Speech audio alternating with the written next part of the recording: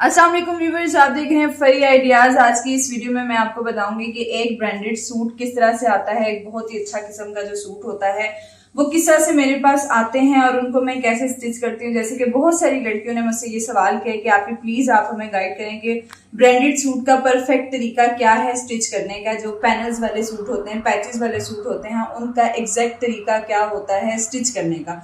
तो आज की इस वीडियो में मैं आपको वही बताने लगी हूँ। ये खास वीडियो उन लोगों के लिए है जो लोग स्टिचिंग का काम करते हैं या जो काम कर रहे हैं, उनके पास इस तरह के सूट आ रहे हैं। तो उनको मेरा मशवरा है कि ये वीडियो पूरी जरूर देखें ताकि आपको पता चले कि इस तरह के सूटों को किस तरह तैयार करेंगे तो बहुत परफेक्ट किस्म से सूट तैयार हो सकेंगे। तो जैसे कि यहाँ पे आपको इसका मॉडल पिक्चर नजर आ रही है, ये सना सफीनाज का ड्रेस है। मॉडल पिक्चर में ये एक पूरा तैयार बना हुआ सूट है, लेकिन इसकी ये नीचे आपको सारी इंस्ट्रक्शंस नजर आ रही हैं। इसको पढ़ने के बाद मैंने यहाँ पे एक एक पीस को अलग कर दिया हुआ है और मैं आपको बताऊंगी कि ये पीसीज, ये पैचेस कहाँ यूज होने हैं, इनको कैसे यूज करना है। तो सबसे पहले मैं आपको बताती हूँ कि जो ये प्लेन कपड़ा है ये आ गया हमारा ट्राउजर, और ट्राउजर के लिए यहाँ पे जो पैच दिया गया है वो ये वाला पैच है।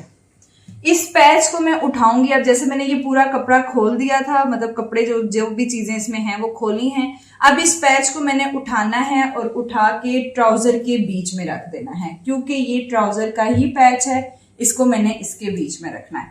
उसके बाद आ जाती है शर्ट की फ्रंट की बारी। तो शर्ट का जो फ्रंट है वो मेरे पास इस तरह से दो पैनल्स में आया हुआ है, एक लेफ्ट और एक राइट। इस तरह से पैनल में आया हुआ है ये फ्रंट। इसके साथ जो साइड पैनल्स मजीद उन्होंने दिए हुए हैं वो ये कपड़ा है, ताकि कटिंग के दौरान, फिनिशिंग के दौरान इसको यूज करके फिनिशिंग दी जा सके। जिसकी तो फिटिंग स्मॉल में आ रही है उसके लिए प्रॉब्लम नहीं है, लेकिन हेल्दी साइज वाले ये कलियां जरूर अटैच करेंगे तो तब ही ये पूरा हो सकता है। तो अभी ये पैनल फ्रंट के दो आगे, और इसका जो पैच दामन का पैच है, इन्होंने एक दामन का ये पैच दिया हुआ है, एक दामन का ये पैच दिया हुआ है। उसके अलावा जो इसकी बैक है, पहले मैं आपको चीजें बता देती हूँ, फिर मैं आपको बताऊंगी कि इसकी स्टिचिंग कैसे है।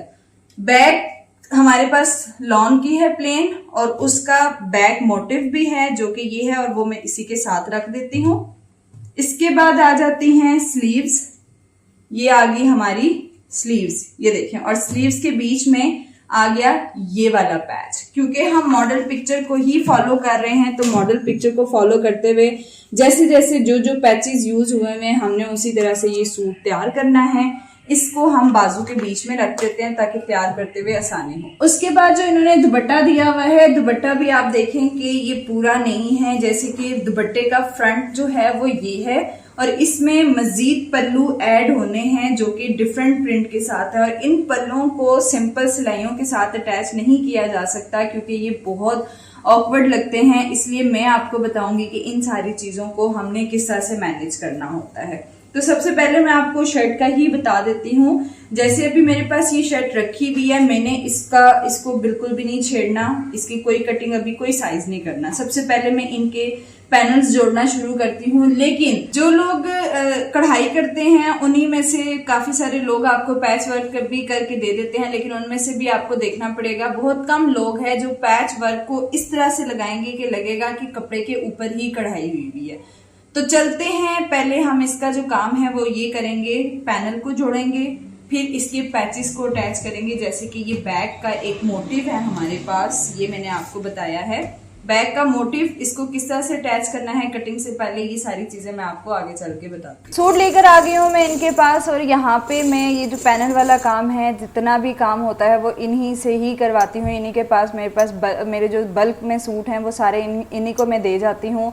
ये यहाँ पे पैनल वाला काम करते हैं जितने भी। अभी तो यहाँ मतलब इस सूट के सिर्फ दो पैनल्स हैं, और इनके जोड़ने का तरीका आप साथ साथ देखिएगा कि सिर्फ दो पैनल्स हैं, और ये दो पैनल को जोड़ेंगे। अगर साइड्स के भी पैनल हुए तो उनको भी जोड़ेंगे। पैचेस वगैरह जो दामन के हैं, बैक के हैं, बाजू के, सबके अटैच करने के बाद एक 2 पीस सूट की शक्ल तैयार करके फिर ये रखते हैं, और फिर उसके बाद इस पर कटिंग और स्टिचिंग का काम स्टार्ट किया जाता है। सबसे पहले हम कोई सूट कट नहीं करते हैं।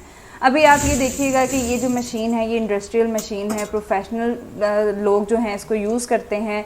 अगर तो आप में से बहुत सारे लोग बाहर का काम कर रहे हैं या उन्होंने स्टार्ट करना है तो प्लीज़ इन छोटी छोटी चीज़ों का ख़ास ख्याल रखा करें कि आपने जब तक फिनिशिंग नहीं देंगे आपके क्लाइंट्स आपके साथ जुड़े नहीं रहेंगे हर चीज़ की। अभी आप देखेंगे ये मशीन बहुत तेज़ भी चलाई जा सकती है, एक सीधी, आप लोगों के हिसाब से ये एक सीधी सिलाई है, लेकिन नहीं, ये पैनल जोड़ते हुए कितना ख्याल रख रहे हैं कि हर बेल दूसरी बेल के साथ जुड़ी रहे, हर जो डिज़ाइन है वो दूसरे लेफ़्ट और राइट का जो डिज़ाइन है वो बना रहे, कोई भी चीज़ ऊपर नीचे ना हो, बड़े ही ध्यान के साथ। और प्रेसिंग भी इन्होंने सबसे पहले इसलिए की थी कि अक्सर जब हम हाथ से कपड़े को फोल्ड करते हैं तो फोल्ड करने की वजह से कपड़ा बड़ा छोटा हो जाता है।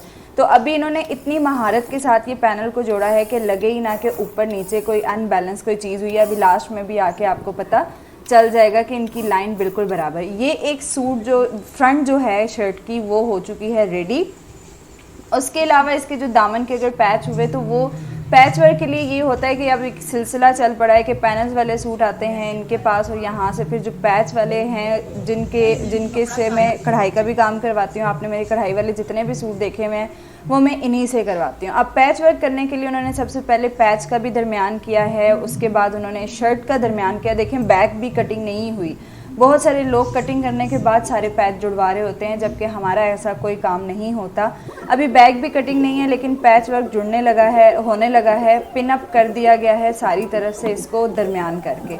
अब इन्होंने लिया है स्टार्ट। और एक और बात, अच्छा पैच वर्क करने वाला बंदा जो है वो कभी भी वो होता है जो तंदी सी होती है उसके साथ वो एक बड़ा बारीक सा धागा होता है उसके साथ पैच वर्क नहीं करते हैं, वो हमेशा सेम कलर के साथ ही पैच वर्क करते हैं, थ्रेड अच्छा यूज़ करते हैं ताकि आपके पैच वर्क में खिंच ना आए और ना ही वो बहुत जल्दी रफ़ हो जाए।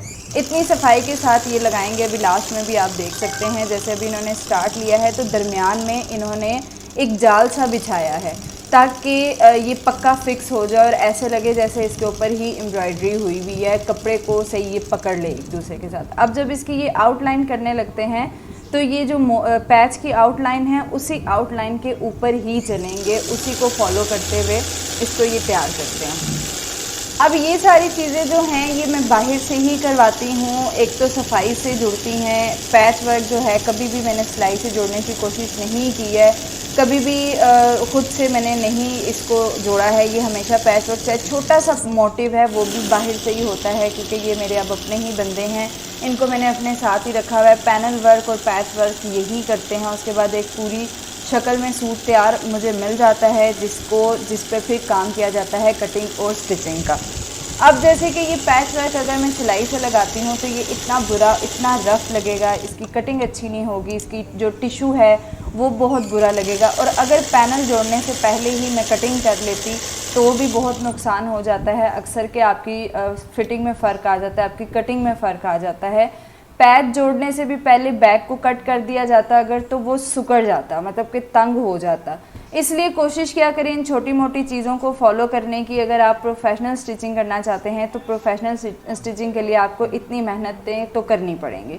और दूसरी बात ये कि अगर आप बाहर के क्लाइंट्स को अपने साथ जोड़े रखना चाहते हैं या उनको लेना चाहते हैं तो फिर कोशिश करें कि उनको इतनी सफाई दें कि उनको लगे कि हाँ हम अगर काम करवा रहे हैं, पैसा लगा रहे हैं तो हमारी चीज़ ज़ाया नहीं जा रही है। तो बस पैच वर्क हो गया, पैनल जुड़ चुका। अब ये एक 2 पीस सूट की शक्ल में मेरे पास आ जाएगा जैसे कि मैंने आपको बताया। इसी तरह से पैनल वाले सूट ढेरों ढेर, पैचेस वाले सूट ढेरों ढेर इसी तरह बाहर जाते हैं।